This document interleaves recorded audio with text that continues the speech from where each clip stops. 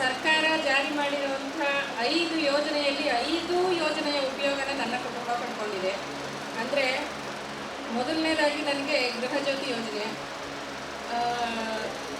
ಕೆಲವ್ರು ಹೇಳ್ತಾರೆ ಮತ್ತೆ ಬಿಲ್ ಕಟ್ತಾ ಇದ್ದೀವಿ ಅಂತ. ಹೌದು, ಯಾಕೆ ಕಟ್ತೀವಿ ಅಂದರೆ ನಾವೇ ಬಳಸುವಾಗ ಅದನ್ನು ನಾವು ಅಳತೆಯಲ್ಲಿ ಬಳಸ್ತಾ ಇದ್ದ ಕರೆಂಟನ್ನು. ಈಗ ಏನು ಮಾಡ್ತೀವಿ ಅಂದರೆ ಫ್ರೀ ಕೊಡ್ತೀನಿ ಅಂದರು ಅಂತ ಎಲ್ಲರ ಮನೆಗೂ ವಾಷಿಂಗ್ ಮಿಷಿನು, ಎಲ್ಲರ ಮನೆಗೂ 5 ಗಂಟೆ ಅಂದರೆ ಲೈಟ್ ಹಾಕ್ತಾರೆ. ಕತ್ಲೆ ಆದಾಗ 6:30 7 ಗಂಟೆಗೆ ಸ್ವಿಚ್ ಹಾಕ್ತಿದ್ದವರು ಉರಿಲಿ ಬಿಡು ಸರ್ಕಾರದಿಂದ ಫ್ರೀ ಬರುತ್ತೆ ಅಂತ. ಆ ಥರವಾಗಿ ವಿದ್ಯುತ್ತನ್ನು ಅತಿಯಾಗಿ ಬಳಸ್ತಾ ಇದ್ದೀವಿ.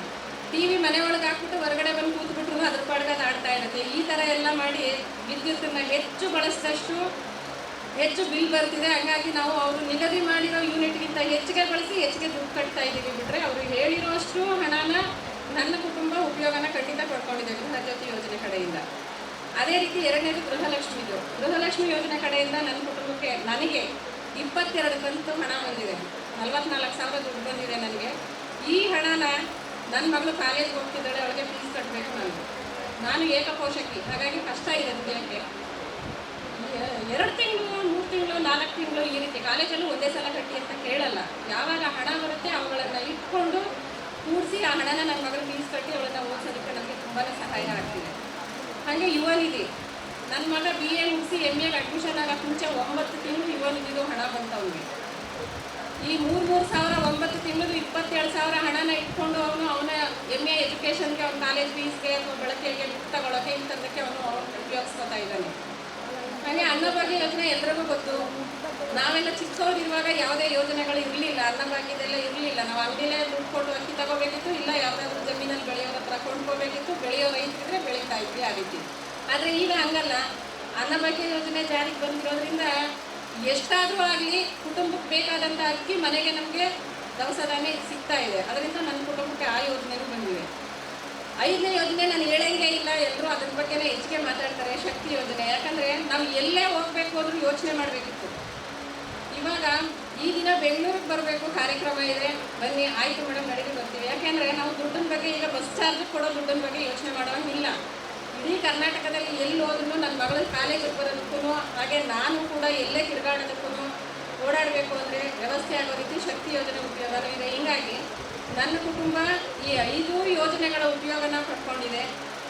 ಇದಕ್ಕೆ ನನ್ನಿಂದ ಈ ಯೋಜನೆಯನ್ನು ಜಾರಿಗೆ ತಂದಿರುವಂತಹ ಮುಖ್ಯಮಂತ್ರಿಗಳು ಹಾಗೂ ಅವರ ತಂಡ, ಹಾಗೆಯೇ ಇದನ್ನು ನಮ್ಮಂಥ ಹಳ್ಳಿಗಳ ಮಟ್ಟಕ್ಕೂ ತಲುಪಿಸೋದಕ್ಕೆ ಅವರು ಒಬ್ಬರಿಂದ ಸಾಧ್ಯ ಆಗಲ್ಲ. ಸಾಕಷ್ಟು ಜನ ಅಧಿಕಾರಿಗಳಾಗಲಿ ಕಾರ್ಯಕರ್ತರುಗಳಾಗಲಿ ಇವುಗಳ ಸರ್ಕಾರ ಇರಲೇಬೇಕು. ಒಂದು ದಿನ ಕರೆಂಟ್ ಬಿಲ್ ಏನಾದರೂ ಅವ್ರು ಹೆಚ್ಚಿಗೆ ಕೊಟ್ಟರೆ ಅವ್ರ ಜೊತೆ ಜಗಳ ಮಾಡ್ತೀವಿ. ಅದನ್ನು ಕೊಟ್ಟು ನಮಗೆ ಇದನ್ನು ಕಟ್ಟಿಸ್ಕೊಳ್ಳೋಕ್ಕೆ KEBಯಿಂದ ಬರಬೇಕು. ಅದೇ ರೀತಿ ರೇಷನ್ ಬರೋ ದಿನಾಂಕ ಬಿಟ್ಟು 1 ವಾರ ಲೇಟಾಗಿ ಬಂದರೆ ಅದನ್ನು ಕೇಳ್ತೀವಿ, ಇನ್ನೂ ಅಕ್ಕಿ ಕೊಟ್ಟಿಲ್ಲ ನಮಗೆ ಅಂತ.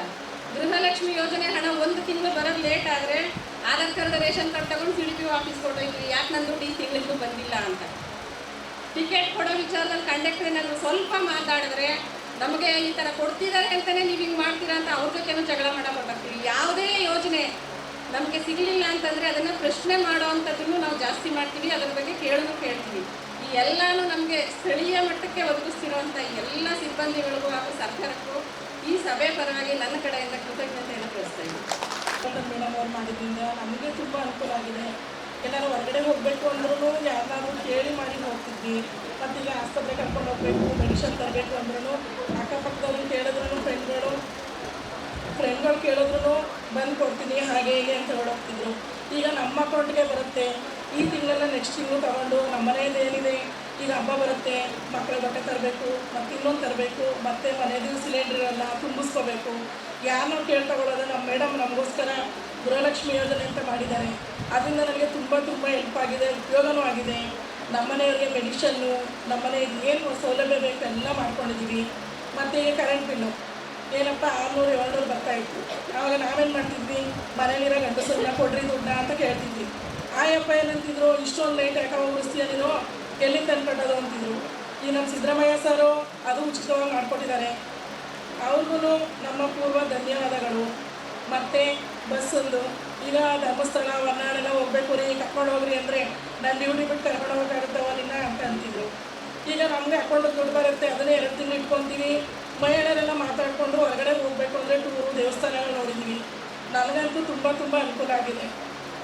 ಹೆಚ್ಚಾಗಿ ಈ ಬಲ, ಆ ಬಲದಿಂದ ನಾವು ಎಲ್ಲಿ ಬೇಕಾದರೂ ಪ್ರವೇಶ ಮಾಡ್ತಾ ಇದ್ದೀವಿ. ಪ್ರವಾಸ ಮಾಡೋದ್ರಲ್ಲಿ ನಾವು ಬರೀ ದೇವಸ್ಥಾನಕ್ಕೆ ಮಹಿಳೆಯರು ಹೋಗ್ತಾ ಇದ್ದಾರೆ ಅನ್ನೋದು ಜನಗಳ ದೃಷ್ಟಿಯಲ್ಲಿ ಭಾಳ ದೃಷ್ಟಿ ಆಗ್ತಾಯಿದೆ. ನಮ್ಮ ಮಹಿಳೆಯರಿಗೆ ಬಸ್ ಯೋಜನೆ ಕೊಟ್ಟಿರೋದ್ರಿಂದ ಎಲ್ಲ ಮಹಿಳೆಯರು ಈಗ ಎಲ್ಲೆಲ್ಲಿ ಅವರು ದೇವಸ್ಥಾನಗಳನ್ನ ನೋಡೋಕ್ಕೆ ಸಾಧ್ಯ ಆಗಿರಲಿಲ್ಲ. ಈ ಶಕ್ತಿ ಯೋಜನೆಯಿಂದ ಎಲ್ಲ ಕಡೆ ದೇವಾಲಯಗಳನ್ನ ದರ್ಶನ ಮಾಡಿದ್ದಾರೆ. ಹಾಗೂ ಗೃಹಲಕ್ಷ್ಮಿ ಯೋಜನೆ ದೊರೆತಿರೋದ್ರಿಂದ ಎಷ್ಟೋ ಬಡ ಮಕ್ಕಳು ಅವ್ರ ಸ್ಕೂಲ್ ಫೀಸು ಇಂಗ್ಲೀಷ್ ಮೀಡಿಯಮಲ್ಲಿ ಓದ್ತಾ ಇದ್ದಾರೆ. ತುಂಬ ಮಕ್ಕಳು ಆ ಮಕ್ಕಳ ಫೀಸ್ಗೆ ಎಷ್ಟೋ ಉಪಯೋಗ ಆಗ್ತಾಯಿದೆ. ಮುಖ್ಯಮಂತ್ರಿಯವರಿಗೆ ನನ್ನ ಪರವಾಗಿ, ಈ ಸಭೆ ಪರವಾಗಿ ಧನ್ಯವಾದವನ್ನು ಹೇಳ್ತೀನಿ. ಮೊದಲನೇದಾಗಿ ನಾವೇನಪ್ಪ ಮಾತಾಡ್ತಾ ಇದ್ದೀವಿ ಅಂದರೆ, ನಮ್ಮ ಸರ್ಕಾರ ಸನ್ಮಾನ್ಯ ಶ್ರೀ ಸಿದ್ದರಾಮಯ್ಯ ಅವರು ಯಾವ ಯೋಜನೆಗಳನ್ನು ನಮಗೋಸ್ಕರ ಅದರಲ್ಲೂ ಮಹಿಳೆಯರಿಗೋಸ್ಕರ ಹಮ್ಮಿಕೊಂಡಿದ್ದಾರೆ. ಮೊದಲನೇದಾಗಿ ಭಾಗ್ಯಲಕ್ಷ್ಮಿ ಯೋಜನೆ ಆಗಿರ್ಬೋದು, ಗೃಹಲಕ್ಷ್ಮಿ ಯೋಜನೆ ಆಗಿರ್ಬೋದು, ಶಕ್ತಿ ಯೋಜನೆ ಆಗಿರ್ಬೋದು, ಜೊತೆಗೆ ಅನ್ನಭಾಗ್ಯ ಆಗಿರ್ಬೋದು ಮತ್ತು ಯುವಕರ ನಿಧಿ ಯೋಜನೆಗಳು. ಈ ಎಲ್ಲ 5 ಯೋಜನೆಗಳು ಸಹ ನಮ್ಮೆಲ್ಲ ಮಹಿಳೆಯರಿಗೂ ತುಂಬ ಅನುಕೂಲವನ್ನೇ ಮಾಡಿಕೊಟ್ಟಿಗೆ. ಜೊತೆಗೆ ಅದರಲ್ಲೂ ಯುವ ನಿಧಿ ಯೋಜನೆ ಅದಂತೂ ನಮ್ಮ ಈ ಒಂದು ಸಮಾಜ ಅಥವಾ ನಮ್ಮ ಸರ್ಕಾರ ಅದರಲ್ಲಿ ಯುವಕರು ಮೊದಲನೇದಾಗಿ ಅನುಭವಿಸಿರುವಂಥ ನೋವು ಅಂದರೆ ನಿರುದ್ಯೋಗದ ಸಮಸ್ಯೆ. ಈ ನಿರುದ್ಯೋಗದ ಸಮಸ್ಯೆಯನ್ನು ಸಂಪೂರ್ಣವಾಗಿ ನಾವು ದೂರ ಮಾಡ್ಕೊಳಕ್ಕಾಗಿಲ್ಲ ಅಂದರೂ ಸಹ ತಕ್ಕ ಮಟ್ಟಿಗೆ ಆ ಒಂದು ಬಂದಂತಹ ಯುವ ನಿಧಿಯಿಂದ ಆ ಯುವಕರು ತಮ್ಮ ಕೈಲಾದಂಥ ಯಾವುದಾದ್ರೂ ಒಂದು ಚಿಕ್ಕ ಪುಟ್ಟ ಬಿಸ್ನೆಸ್ಗಳನ್ನು ಮಾಡ್ಕೊಳ್ಳೋಕ್ಕೆ ತುಂಬ ಅಂದರೆ ತುಂಬ ಅನುಕೂಲವನ್ನು ಮಾಡಿಕೊಟ್ಟಿದೆ ಈ ಸರ್ಕಾರ. ಹಾಗಾಗಿ ನಾವು ಅದಕ್ಕಾಗಿ ತುಂಬ ಚಿರಋಣಿಯಾಗಿರಬೇಕು ಅಂತ ಕೇಳ್ಕೊತೀನಿ. ಗೃಹಲಕ್ಷ್ಮಿ ಯೋಜನೆ, ನಾವು ಮಹಿಳೆಯರು ಮದುವೆ ಆದರೆ ನಮ್ಮ ಕತೆ ಮುಗೀತು ಅಂತ ಯೋಚನೆ ಮಾಡ್ತಾ ಇರ್ತೀವಿ. ಯಾಕೆ ಅಂದರೆ ಪ್ರತಿಯೊಬ್ಬರು ಸಹ ಒಂದು ಚಿಕ್ಕ ಸಣ್ಣ ಪುಟ್ಟ ಆಸೆಗಳೇನಿದೆ ಆ ಆಸೆಗಳನ್ನು ಈಡೇರಿಸ್ಕೋಬೇಕು ಅಂದರು ನಮ್ಮ ಗಂಡನ ಕೇಳಬೇಕು. ರೀ ಅದು ತೊಗೋಬೇಕು ಕೊಡ್ರಿ, ರೀ ಇದು ತೊಗೋಬೇಕು ಕೊಡ್ರಿ ಅಂತ ಕೇಳ್ತಾನೆ ಇರ್ತೀವಿ. ಹಾಗಾಗಿ ಈಗೇನಾಗಿದೆ, ಬಿಡ್ರಿ ನೀವು ಕೊಡಲಿಲ್ಲ ಅಂದ್ರೂ ಪರವಾಗಿಲ್ಲ, ನಮ್ಮ ಸಿದ್ದರಾಮಯ್ಯರು ನಮಗೆ 2000 ರೂಪಾಯಿ ಹಾಕ್ತಾರೆ, ಅದ್ರಲ್ಲಿ ನಾವು ತಗೋತೀವಿ ಅಂತ ಹೇಳ್ತಾ ಇದ್ದೀವಿ. ಇನ್ನೊಂದು ಶಕ್ತಿ ಯೋಜನೆ. ಹಳ್ಳಿ ಪ್ರದೇಶದಲ್ಲಿ ಎಷ್ಟೋ ಜನ ಹಲವಾರು ಪ್ರದೇಶಗಳನ್ನು ನೋಡ್ಕೊಳ್ಳಿ ತಮ್ಮ ತಾಯಿ ಮನೆಗೆ ಹೋಗ್ತಿರೋಷ್ಟು ಸಂಕಷ್ಟಗಳನ್ನ ಅನುಭವಿಸ್ತಾ ಇದ್ರು. ದೇವಸ್ಥಾನ ಅಂತಲ್ಲ, ಅಟ್ಲೀಸ್ಟ್ ನಮ್ಮ ಸಂಬಂಧಿಕರ ಮನೆಗೂ ಸಹ ನಾವು ಹೋಗೋಕ್ಕಾಗ್ತಿರ್ಲಿಲ್ಲ. ಅಯ್ಯೋ ಬಸ್ ಚಾರ್ಜ್ ಅಷ್ಟಿದೆ, ಅಯ್ಯೋ ನಮ್ಮ ಕಷ್ಟಗಳು ಅಷ್ಟಿದೆ, ನಮ್ಮ ಮನೇಲಿ ನಮ್ಮ ಮಕ್ಕಳುಗಳನ್ನು ನೋಡ್ಕೋಬೇಕು, ಅವ್ರಿಗೆ ನಾವು ಬಸ್ ಫೇರ್ನ ಕೊಟ್ಟು ಶಾಲೆ ಕಳಿಸಿದ್ರೆ ಸಾಕಾಗ್ಬಿಟ್ಟಿದೆ ಅಂತ ಏನೇನೋ ನಮ್ಮ ತಲೆಯಲ್ಲಿ ಯೋಚನೆಗಳನ್ನು ಮಾಡ್ಕೋತಾ ಇದ್ವಿ.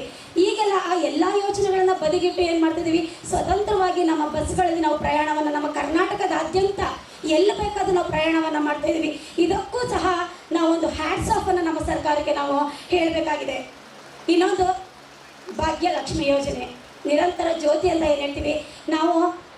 ಅಯ್ಯೋ ಇಷ್ಟೊತ್ತು ತನಕ ಓದ್ತಾ ಇದ್ದೀರಾ, ಅಯ್ಯೋ ನನ್ನ ಮಕ್ಕಳೆಲ್ಲ ಇಷ್ಟೊಂದು ಓದ್ತಾ ಇದ್ದಾರೆ, ಈಗಂತೂ ಏನು ಕರೆಂಟ್ ಕಟ್ಟಂಥ ಒಂದು ಬಿಲ್ ಕಟ್ಟುವಂಥ ಒಂದು ನೆಸೆಸಿಟಿ ನಮಗಿಲ್ಲ, ಎಷ್ಟೊತ್ತು ಬೇಕಾದರೂ ನಾವು ನಮ್ಮ ಮಕ್ಕಳನ್ನ ಓದ್ಕೊಳ್ಳಿ, ಬೆಳಗಾನ ಓದ್ಕೊಳ್ಳಿ ಅಂತ ಹೇಳ್ತೀವಿ.